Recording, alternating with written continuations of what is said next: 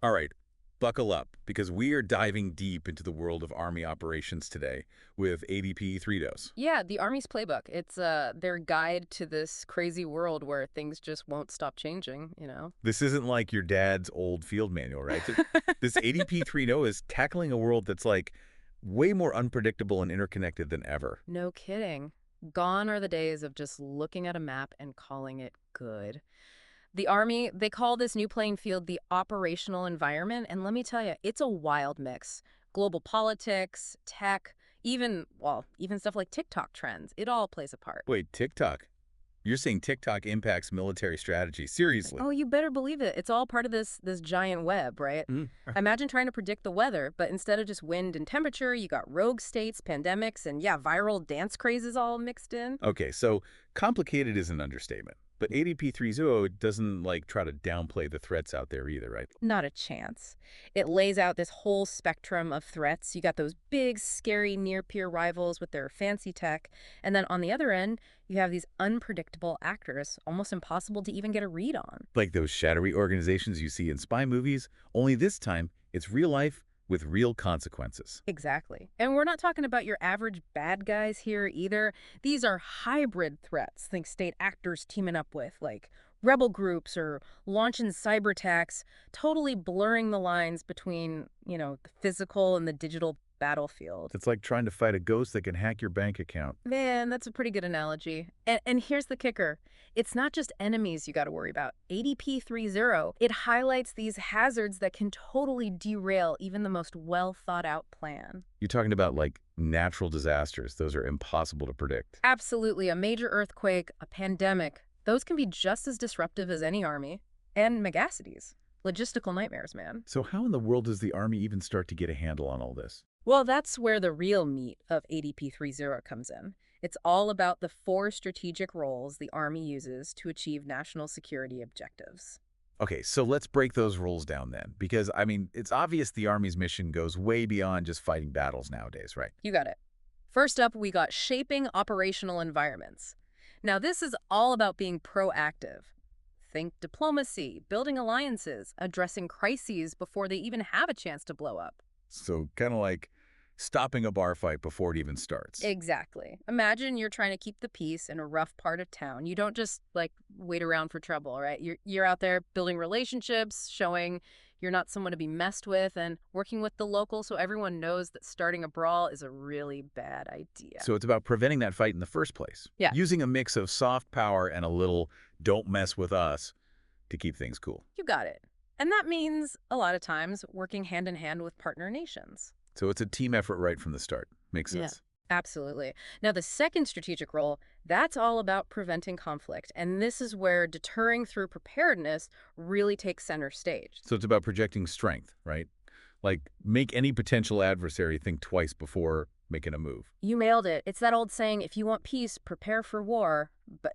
But the hope is that all that preparation, it actually makes war unnecessary. So the Army is making it clear that they're ready for anything, hopefully making any real conflict, well, unnecessary, right? But ADP 3.0, it also acknowledges that sometimes you just can't avoid conflict, right? Yeah, that's the reality. And that's where that third strategic role comes in, right? Prevailing in large-scale ground combat. And that's where things get, well, a lot more serious, don't they? Absolutely. And ADP 3.0, it's very specific here. It's emphasizing large-scale combat, really highlighting that potential for conflict with those near-peer adversaries we were talking about earlier. So we're talking like going head-to-head with another major military power, not just smaller scale conflicts, right? Exactly. It's a sobering thought, but the reality is the Army has to be ready. This level of conflict, it demands a completely different way of thinking about strategy, about planning, about capability. And it really kind of highlights just how important land power is in those situations.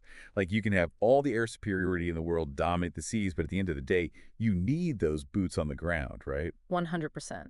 Controlling the land, being able to secure resources, influence those populations on the ground. It's all vital to achieving victory, especially in this kind of large-scale fight. It's about holding that territory, securing the resources, and yeah, ultimately creating those conditions where peace is even possible, which I guess is that kind of leads us to that fourth strategic role, consolidating gains. It's not just about, winning the war, it's about winning the peace. Yeah. Exactly. And this is where the Army's job, it gets even more complex, honestly.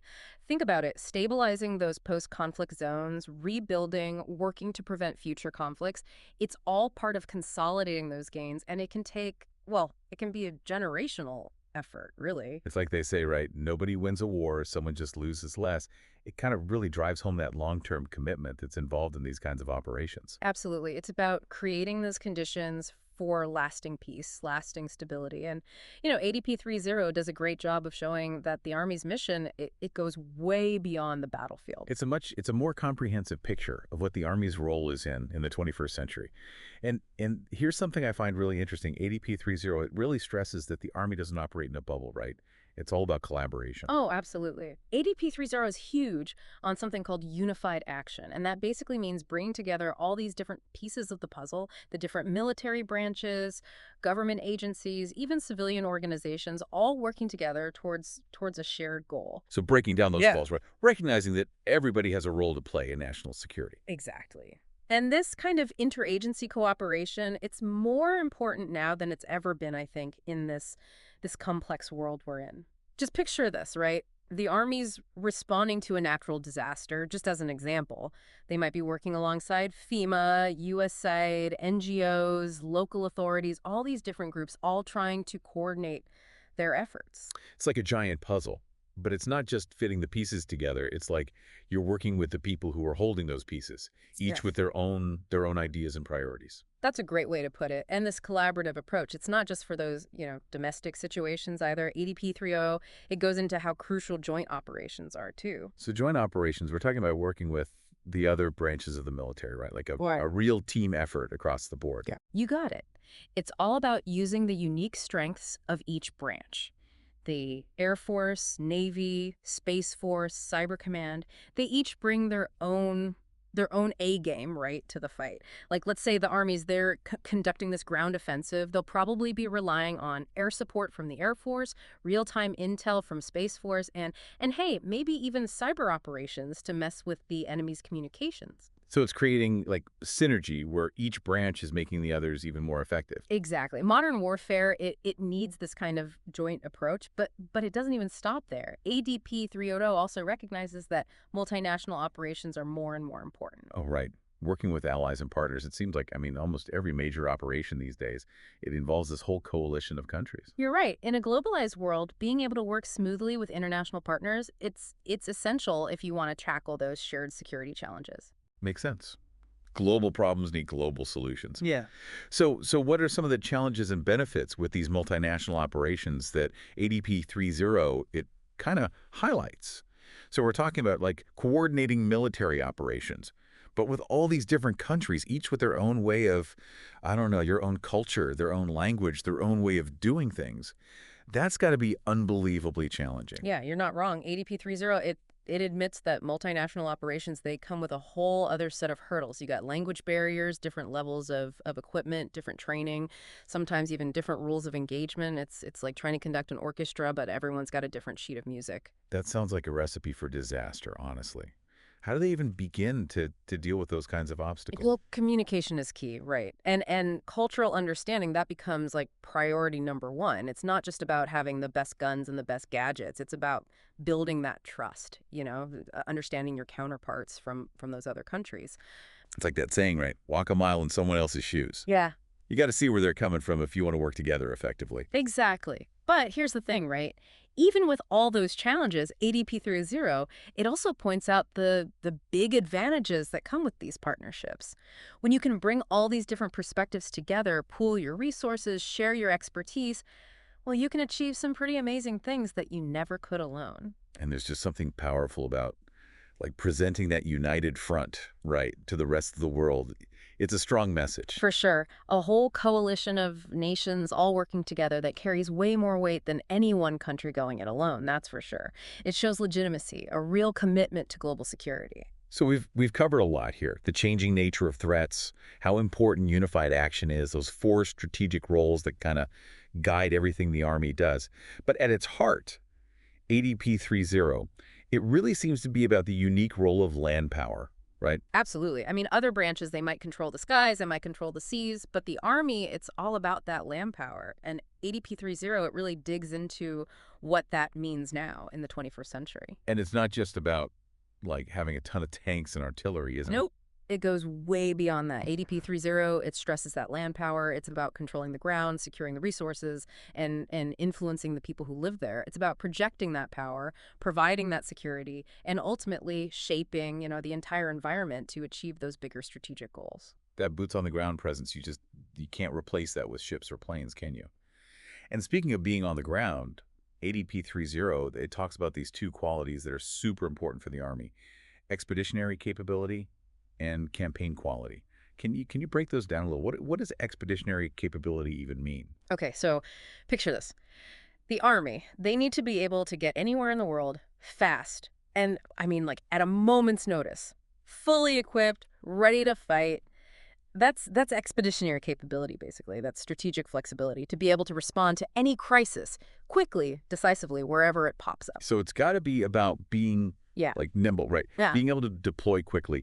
But then you also need to have the firepower, the logistics, Yeah. everything you need to sustain those operations once you're there. That's a tough balance. Right. It takes a ton of readiness, coordination, all of that. And that's where the campaign quality comes in. So that's the ability to keep going, to fight and win, like a long campaign, not just, the first battle. Yep. Campaign quality, it's all about endurance, adaptability, resilience. It's about having the staying power, right, to fight and win that long game. Because, well, history shows us pretty clearly that those quick victories, those are the exception, not the rule. Especially when you're not just trying to win a war, right, but you're trying to build a lasting peace. Mm-hmm. That takes time, a real sustained effort. No doubt. And ADP 30, it doesn't shy away from the tough stuff, from the realities of land operations, especially, close combat. So we're talking about like those really intense close quarters battles that the Army, they train so hard for. Yeah, exactly. ADP 30, it makes it very clear. Close combat, it's often unavoidable, especially in those really complex environments like, think urban warfare, where technology, where firepower, it can be limited. Urban warfare. Man, that's a whole other level of intensity, isn't it? You've got dense populations, you can't see very far, you're fighting from building to building. Yeah. That takes incredible skill, incredible courage. You're preaching to the choir. It demands like this unique mix of lethality, agility, and restraint all at the same time.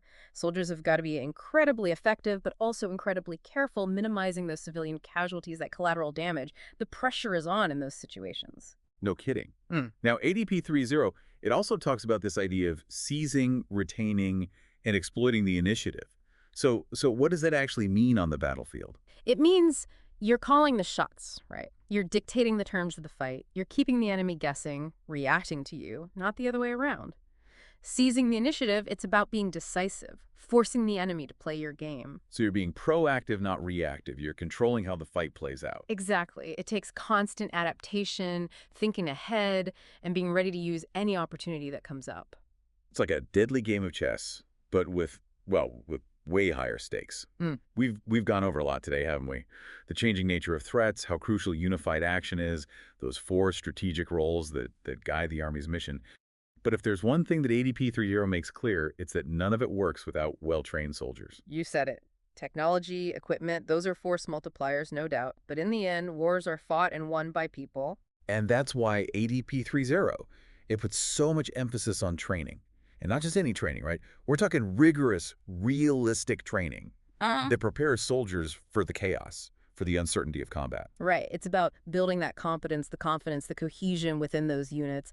It's about developing those leaders who can make those split-second decisions when they're under pressure, who can adapt to, well, anything, and who can inspire their soldiers to achieve the mission no matter what. Because when the bullets start flying, it all comes down to those leadership qualities, that training, that commitment to the mission. Those are the things that make the difference between, well, everything. Well said. Well, I think that about wraps up our deep dive into ADP 30. It's been quite a journey. We've really gotten into the weeds of modern operational environments, those hybrid threats, the importance of working with partners all over the world. We even got into the nitty-gritty of land power and how crucial well-trained soldiers are to, well, to achieving victory on the battlefield and securing a lasting peace. And remember, this is just the tip of the iceberg. ADP 30, it's a really insightful document packed with info about how the Army approaches operations in the 21st century. If you're into military strategy or if you just want to understand those challenges that our armed forces are facing today, I definitely encourage you to check it out. Absolutely. Keep learning, keep asking those questions, and most importantly, never stop exploring these topics. In a world that, well, that just won't slow down, being able to adapt, to evolve, that's critical, not just for the Army, but for all of us.